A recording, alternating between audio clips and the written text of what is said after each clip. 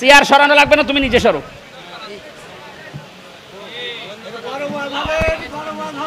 কথা বোঝার কোনো এনে তাফসীরুল কোরআন মাহফিলে আমি আর কি করছি? কথা বোঝার চেষ্টা করেন ভাই।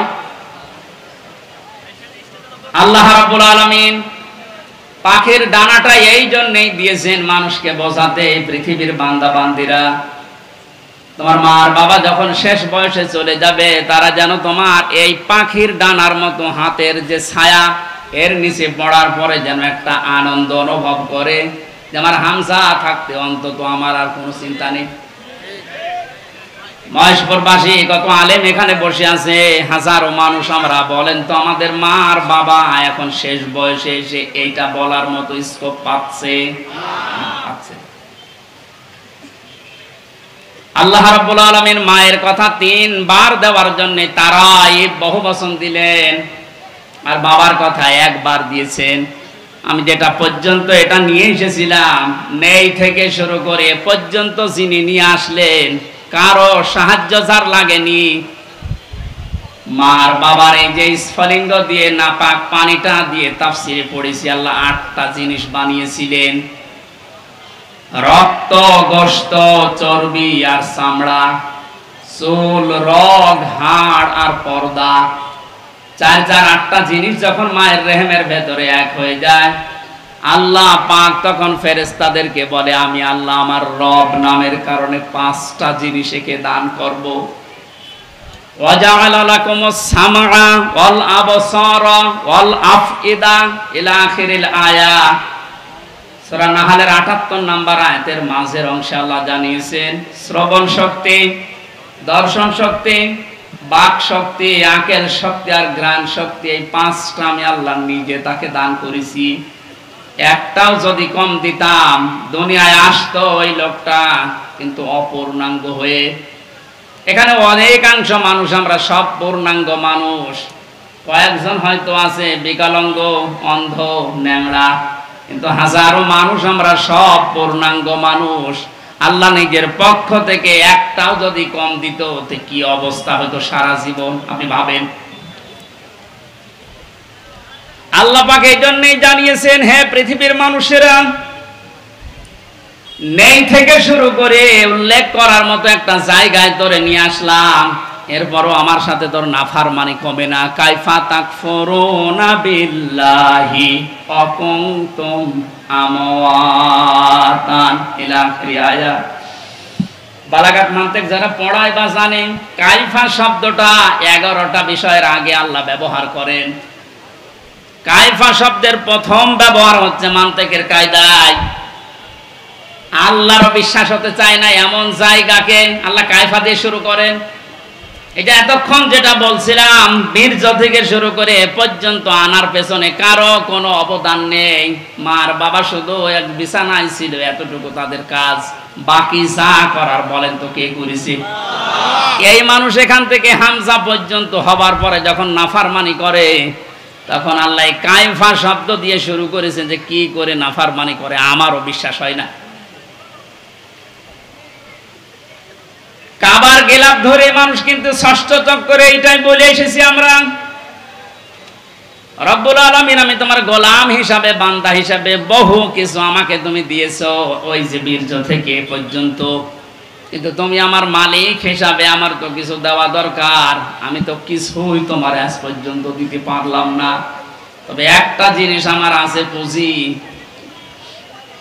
তোমার ওই রহমান, ওই গফফার, ওই গফুর নামের খাতিরে এই কাবা সামনে নিয়ে বলছে আমার মাফ করে দাও। এই জন্য যারা তাওবা করার জন্য এখনো রাজি হননি, এখনো পর্যন্ত শয়তানের ধোঁকায় পড়ে আছেন, সুযোগ আছে, আপনারা আশা করছি ফিরে আসবেন। আল্লাহ রাব্বুল আলামিন এই যে রাত 12টার পরে তাহাজ্জুদের সময়ে প্রথম আসমানে এসে আপনাদের মতো আমাদের মতো মানুষকে ডাক দিয়ে বলবে, আসো ক্ষমা চাও, ভুল করে ফেলেছো, ক্ষমা চাও। আমরা যেন ক্ষমা চেয়ে নিজের জীবনটাকে মুহাম্মদুর রাসূলুল্লাহর উম্মতে পরিণত করতে পারি, বলেন আমিন। মহেশপুরবাসী বান্দা যখন এটা পড়তে পড়তে কিছুক্ষণ যাবার পরে দেখবে না লজ্জা লাগে, পড়ার মতো না, আল্লাহ পাক বলবেন না পড়া লাগবে। আমার তো ওই দিবসের কথা মনে হয়ে এখন আফসোস হচ্ছে, আল্লাহ আমি কি সত্যি পড়তে পারবো? আমার এই 24 সালের এটা আগস্ট মাস, যদি আল্লাহ বলে প্রথম তারিখ পর্যন্ত তোরে মাফ করে দিলাম, চা তোর কোনো হিসাব নেই, শুধুমাত্র এই যে 17 তারিখ আজকে, এই 17 দিনের হিসাব দিয়ে জান্নাতে চলে যা। যত মানুষ এখানে আপনারা আছেন বুকে হাত দিয়ে বলেন তো 17 দিনের হিসাব এখনো জোগাড় করা সম্ভব হয়নি।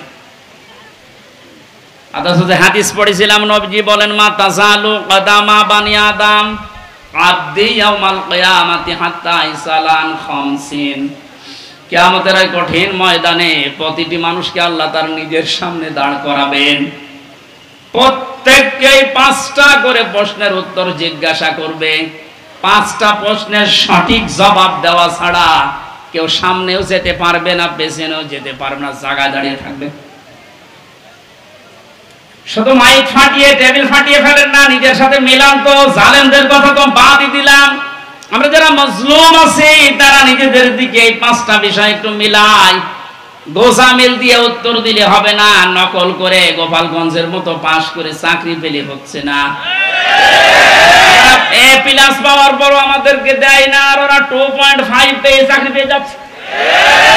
তো দুর্নীতি হয়েছে, আপনি এবার টের পাচ্ছেন।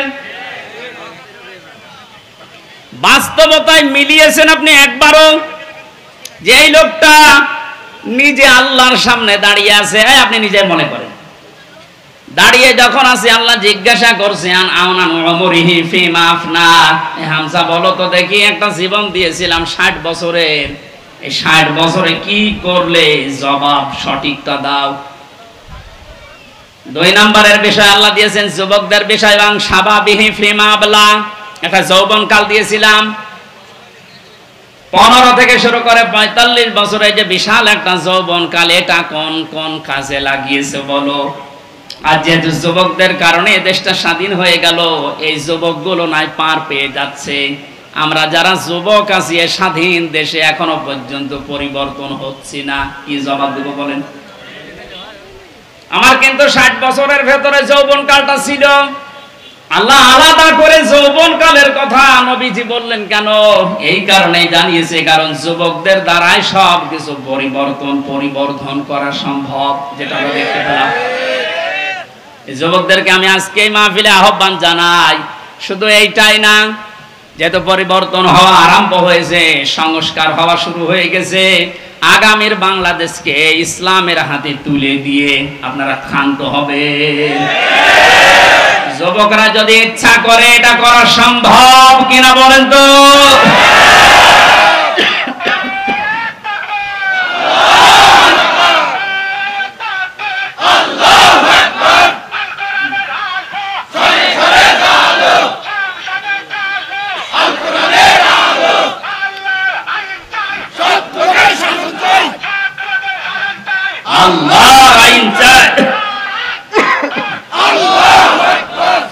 আলহামদুলিল্লাহ, তাকবীর যেন আল্লাহ কবুল করেন এবং আমাদের চোখে যেন দেখান, বলেন আমিন। আজকে এই যে শেজিয়া বাজারে আমি আয়াতটা পড়েছিলাম, রাআইতান নাস ইয়াদখুলুনা ফি দীনিল্লাহি আফওয়াজা। হে নবী, আপনি যখন দেখবেন যে আল্লাহর সাহায্য এসে গেছে, তখন তো বিজয় হবে। দলে দলে পালে পালে মানুষ ইসলামে প্রবেশ করছে, যেটা আমরা এখন চর্মচোখে সারা বাংলাদেশে দেখতে পাচ্ছি। একটু যাদের বিবেক আছে, একদম মরে যায়নি, তারা সবকিছু ভুলে ইসলামে চলে আসছে। কারণ ইসলামের মালিক ওরা জানে যে দেশে জামাত ইসলাম, শিবির, চরমনা, এরা না, ইসলামের মালিক কে? আর যারা আমরা আছি, আমরা ইসলামের খাদেম। সুতরাং ইসলাম প্রতিষ্ঠা করতে গিয়ে, ইসলাম কায়েম করতে গিয়ে বিকাল 5টার আগে কাউকে আমরা আর ষড়যন্ত্র করতে দেব না ইনশাআল্লাহ। এই যে বিচারপতির নামে কলঙ্ক, মানব জাতি হিসাবে একদম কুলাঙ্গার এই যে মানিক, বিচারপতির নাম নিলাম এই কারণে, নাম নিয়েও গুনাহ হবে, কারণ এ মানুষের পর্যায়ে পড়ে না। ইসলামকে এই দুনিয়া থেকে মিটানোর জন্য বিশেষ করে বাংলাদেশ থেকে যারা ভূমিকা পালন করেছে বেশি, তার ভেতরে এই অবৈধ বিচারপতি একজন। ওর কথাবার্তা শুনলে শয়তান পর্যন্ত হাসে, বলে আল্লাহ তুমি আমারে শয়তান বানিয়েছো। এটা চোখে দেখোনি? আমি মাঝে মাঝে এবারে দেখি আর ভাবি আমি তো শয়তান দেখি না, যদি দেখতাম মনে হয় এরকমই হতো। একটা টাটকা নির্ভেজাল শয়তান। সুতরাং এরকম শয়তানের অনুসারী যারা আছেন তরিন আফরোজ থেকে বহু শয়তানকে 15 বছর দেখলাম। এখন ইসলামের যে উর্বর ভূমি বাংলাদেশে হচ্ছে, চলছে, কায়েম হওয়ার পথে, বাধা দিতে আসলে কিন্তু বিকাল 5টার আগে কোনো ছাড় নেই। এটা তো গেল কামলাদের। আর যিনি জমির মালিক যে বসে আছে, উনি যদি এসে দেখে সব ধান নষ্ট করে ফেলেছে, এরপরে উনি কিছু বলছে না, তার মানে ওনার কোনো শক্তি নেই। বিশ্বাস করেন, মনে মনে চিন্তা করেন ওনার শক্তি নেই তা না, এখন হয়তো কিছু বলছে না, গোপনে ওনার কোনো কিছু আছে। যেদিন ধরবে ওদিন বাপ বলার সময় দেবে না, যেটা আমার আল্লাহ এখন মালিক হিসাবে করছে। ইন্না বাদশা রব্বিকা লাশাদীদ, তোমার রবের ধরা বড় শক্ত ধরা। নৌকা উঠে পালাতে গিয়েও পারে না। পারবে কি করে? কারণ ওরে তো আমরা ধরি নাই, ধরেছে কে? এদের কারণে হাজারে অবৈধ আইন মন্ত্রীর কারণে হাজার হাজার মানুষ আইনের এই জায়গায়, ন্যায় বিচারের জায়গায় অবিচার পেয়েছে বেশি। তার বাস্তব প্রমাণ আমি নিজে না, সিএমএম কোর্ট, জজ কোর্ট, হাইকোর্ট মিলিয়ে আমার মামলা কতবার তুলেছে। এই যে আমার মামা বসে আছে, মামা শ্বশুর, আমার চাচা ছিল ঢাকায়, বাবা তো ওগুলো বোঝে না ভালো, রাত দিন ধরে চাকরি করে বেটা, এরপরও রাত দিন এখানে ওখানে উকিল ধরে করবে কি? কারণ যারাই ধরবে, যত বড় উকিল ধরুক, আর এক উকিল তো বসে আছে ওখান থেকে, যতক্ষণ সিগন্যাল না পাবে আমার নাকি বের হওয়ার কোনো একটা বিচার হলো। আর প্রতিদিন টিভির সামনে এসে শুনতাম যে নাকি লেকচার দিচ্ছে যে আমরা ন্যায় বিচার কায়েম করে ছেড়ে দিয়েছি। এই ন্যায় বিচার। আমার মতো মূল্য চুরির মামলায় যদি 33-32 বার হাইকোর্টে মামলা ওইটা জামিন না দেয়, কিসের ন্যায় বিচার? যেটা এখন সব পরিষ্কার হয়ে গেছে। 15 বছরে কোনো ন্যায় বিচারে দেশে কায়েম হয়নি, পুরাটা হয়েছে অবিচার। আল্লাহ যেটা নিজে এখন ধরিস। এই জন্য সাবধান, আল্লাহ এমনি কিছু বলছে না। অনেকে মনে করছে এত কিছু করে কিছু হয় না, এখন কিছু টের পাচ্ছেন। আলেমদের মাথায় দড়ি দিয়ে ছাগলের মতো, গরুর মতো যখন টেনেছে আর টিপ্পনি কাটতেছে, যে দেশে আর হুজুর নেই, আমির হামজা, এই মাওলানা মামুনুল হক এরে ধরলো, আর হুজুর নেই দেশে। তাদের কত সুন্দর সুন্দর কথা, ফেরেস্তার মতো কথা বলে, আর এরা উঠলে শুধু রাজনীতি করে, ধরেছে, ঠিকই হয়েছে। এখন আপনি টের পাচ্ছেন কি হচ্ছে? 10 দিন আগে যে লোকটা আইন পোড়া চালাতো, সেই লোকটার পক্ষে একটা উকিল পর্যন্ত এখন দাঁড়াতে রাজি না। এটাই আল্লাহর ধরা। এটা কার ধরা? এই জন্য জমিনের মালিক যিনি, উনি যদি ধরে, বাপ বলার কিন্তু সময় পাবেন না। আমরা এখন এই আয়াতটা আল্লাহকে বলছি, আল্লাহ তুমি আমাদেরকে দেখাও যে দলে দলে মানুষ ইসলামে প্রবেশ করছে, এটা যেন আমরা দেখতে পাই, চর্ম চোখে দেখতেছি, এটা যেন আরো বৃদ্ধি বাড়ে। জোরে বলেন আমিন। কারণ জমিনে বহু মানুষ এইতে 52-53 বছর চালিয়েছে, আমরা দেখলাম না? বাবা চালিয়েছিল, স্বামী চালিয়েছিল, চাচা চালিয়েছিল, বউ চালিয়েছে, ভাবি চালিয়েছে। এক কথা বলছেন এটা? কিন্তু কোরআন দিয়ে চললে দেশটা কেমন দেখা যায়, এটা এখনো আমরা দেখি নাই। এখন আমরা সবাই একমত, দলমত আর নেই। কোরআন দিয়ে এই দেশ চললে কেমন দেখা যায়, ওইটা আমরা এই চোখে দেখতে চাই। আপনারা দেখতে রাজি আছেন? দেখি লিল্লাহি তাকবীর।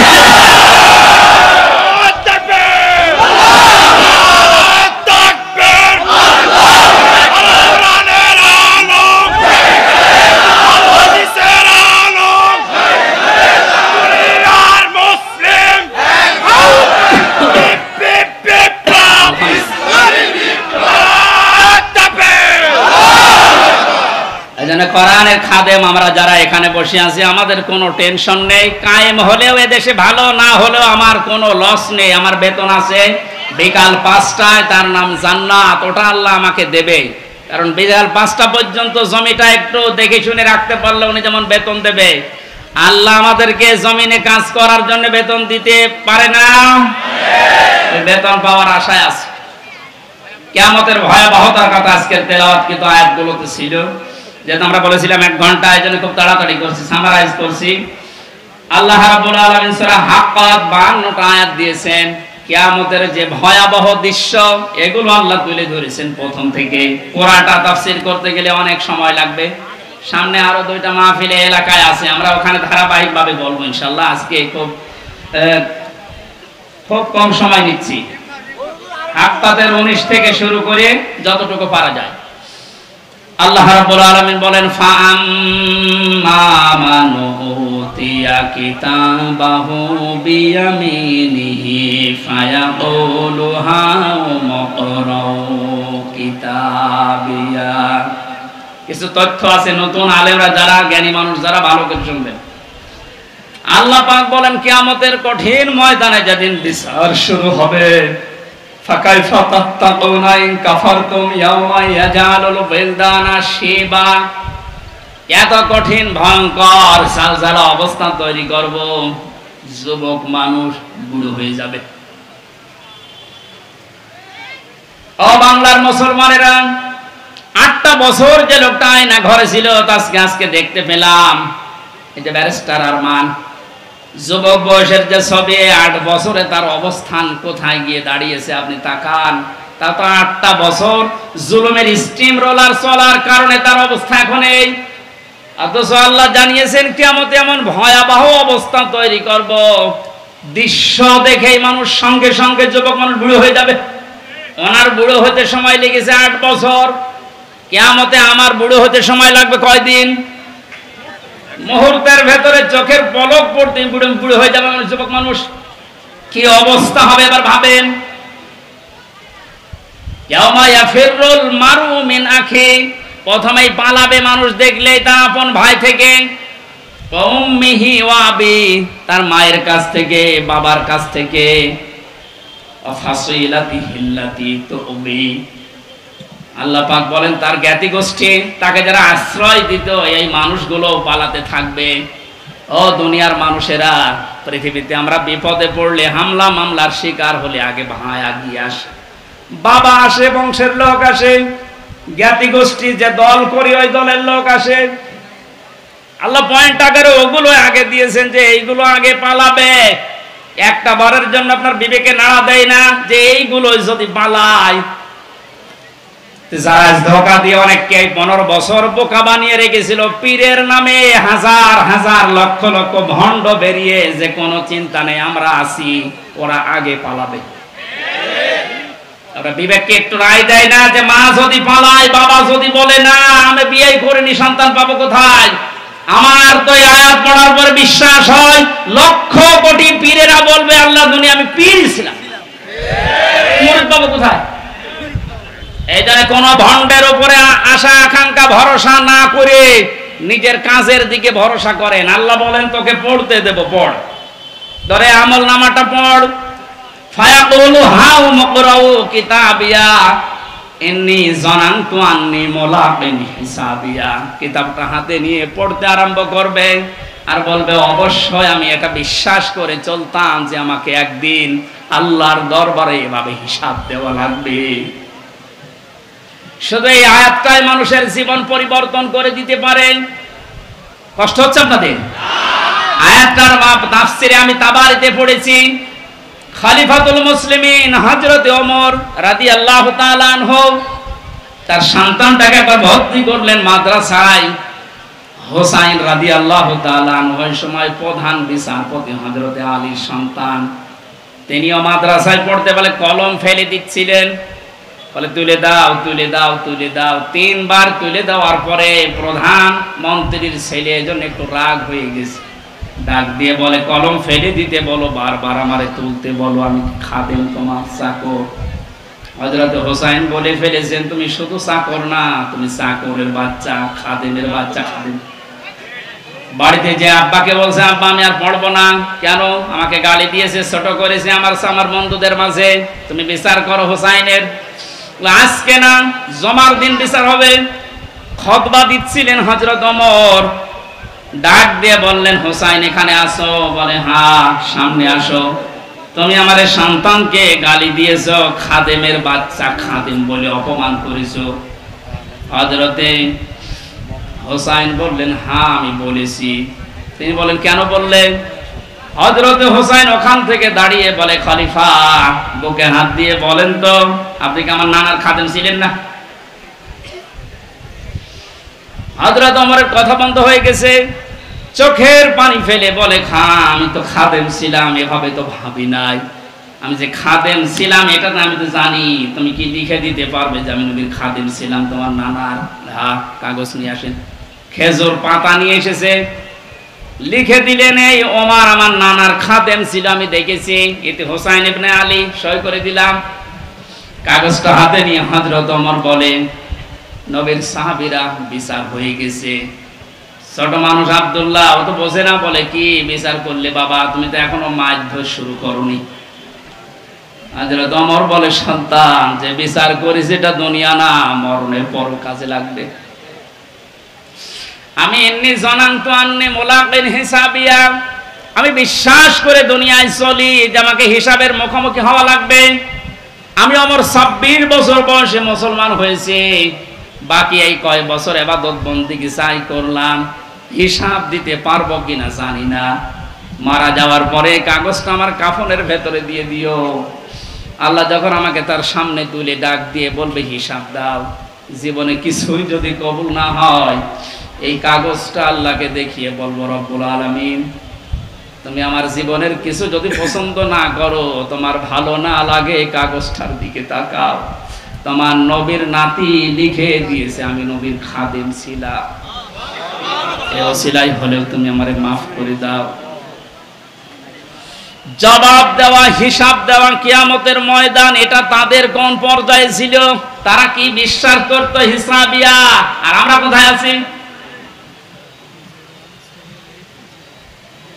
আল্লাহ পাক বলেন হিসাব বড় কঠিন জিনিস, এজন্য আমার নবী পর্যন্ত প্রতিদিন 100 বার করে দোয়া করতো, আল্লাহুম্মা ইন্না আলাইয়া হিসাবা ইয়াসিরা, হে আল্লাহ তুমি আর চাই করো আমার হিসাবটা সহজ করে দিও।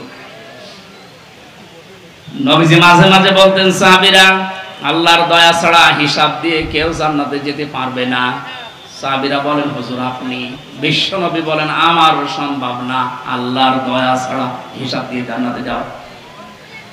বাংলার মুসলমানেরা যারা আগে পেছনের সব অপরাধ আল্লাহ মাফ করে দিয়েছেন, এই মানুষটা যদি 100 বার হিসাবের বিষয়ে চিন্তা করে 24 ঘন্টায়, আমাদের কতবার হিসাব আসা দরকার। যে হিসাবটা যত বেশি আসবে, এই দেশ থেকে দুর্নীতি তত বেশি পালাবে।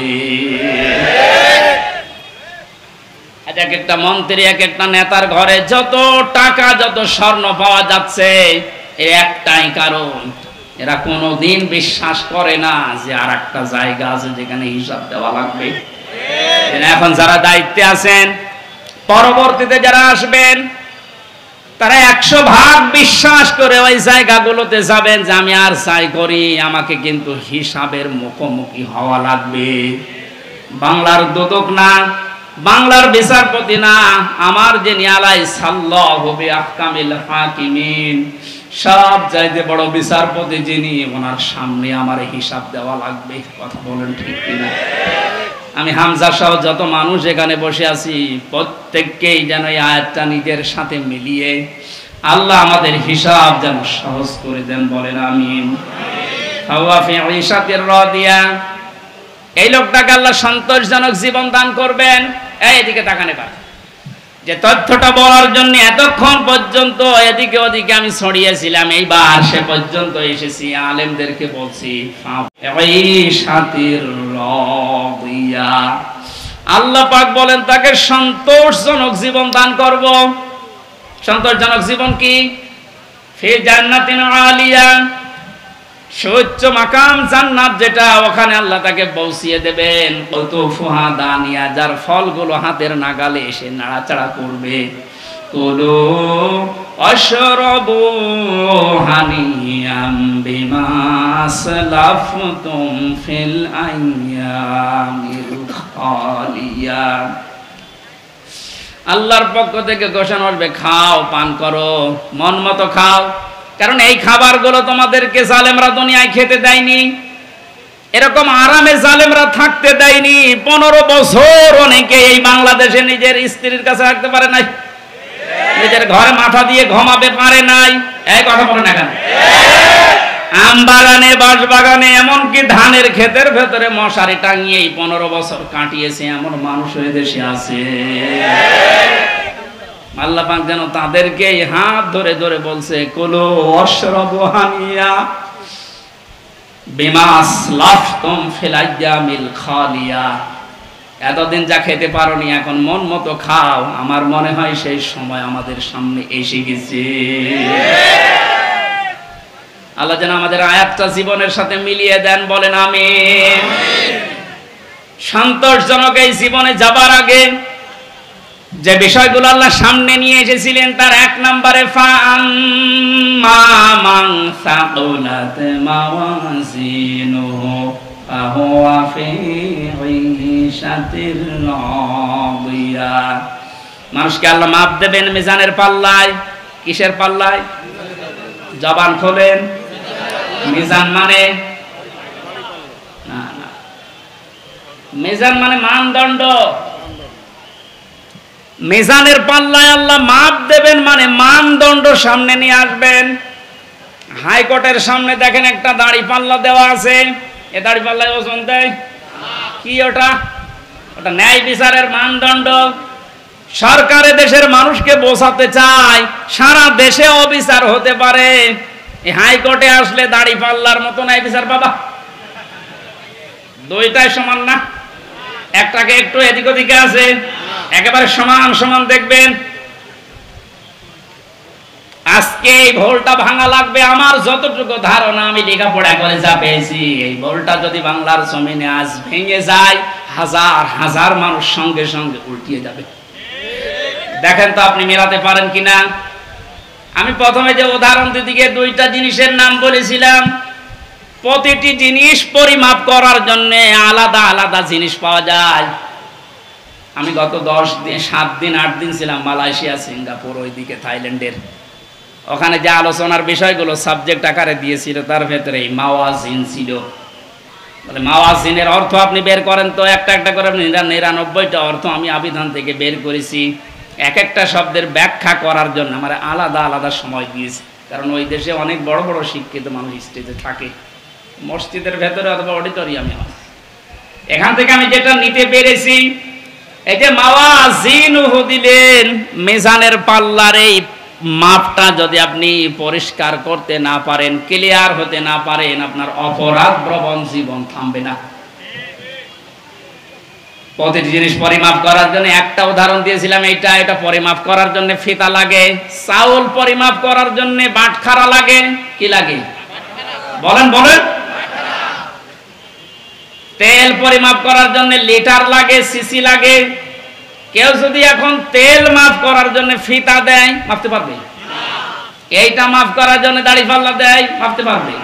তাহলে প্রতিটি জিনিস মাপ করার জন্য আলাদা আলাদা যন্ত্র পাওয়া যায়।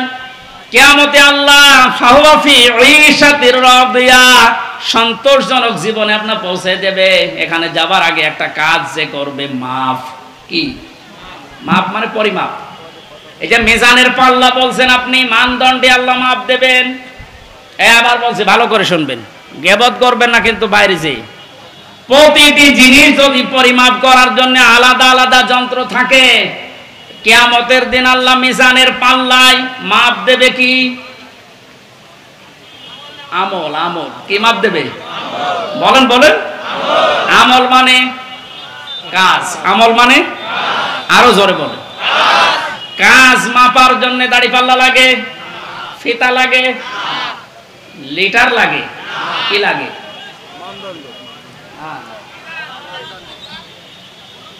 কে বলেছে না? কি ছাত্র ক্লাস করাচ্ছে আল্লাহ জানে। এটার জন্য তো আসতে হয়। মাপ দেওয়ার জন্য এই পৃথিবীতে গুরুত্ব লাগে। কাজ যদি কেউ মাপতে চায়, আমি কাজ মাপবো, কেজি দিয়ে মাপা যাবে যে কয় কেজি কাজ।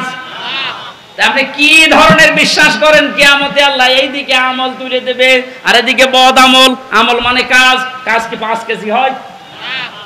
কি বুঝেছেন এতদিন? আল্লাহ মাপ দেবে কি? আমল। আমল, এটা ক্লাস চলছে, জবাব দেন তো ছাত্রের মতো।